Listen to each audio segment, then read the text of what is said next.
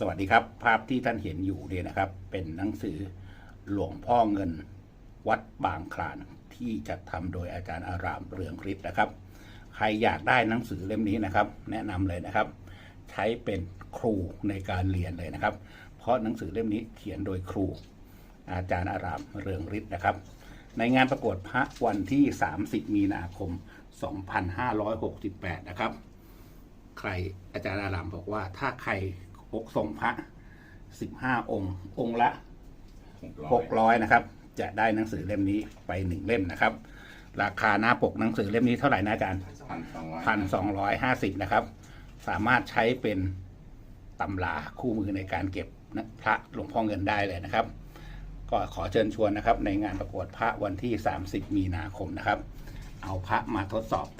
ทางวิทยาศาสตร์นะครับวันนี้เราจะมาคุยถึงงานประกวดและพระหลวงพ่อเงิน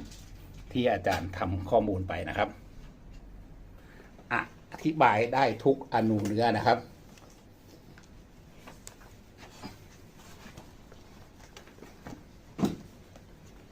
สวัสดีครับอาจารย์ครับสวัสดีครับแนะนำงานประกวดพระของอาจารย์ก่อนครับผมอาจารย์อารามเรืองฤทธิ์นะครับจะขอเรียนเชิญท่าน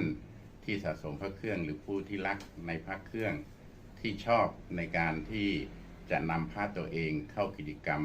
การประกวดว่าพระตัวเองสวยไม่สวยนะครับสมบูรณ์อย่างไรแท้อย่างไร เชิญครับในวันที่30เป็นวันอาทิตย์30มีนาคม2568เราจัดขึ้นที่สโมสรนายทหารสัญญบัตรโรงเรียนในเรือจังหวัดสมุทรปราการถนนสุขุมวิท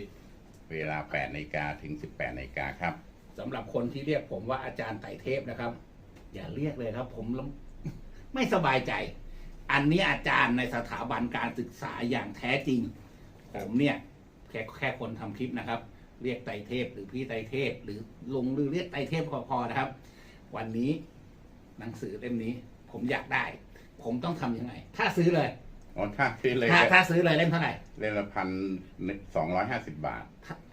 1,250 บาทในหนังสือเล่มนี้ก็มีทุกอย่างเกี่ยวกับพระหลวงพ่อเงินวัดบางคลานตั้งแต่ประวัติของท่านนะฮะตั้งแต่ประวัติความเป็นมาของหลวงพ่อจนกระทั่งเรา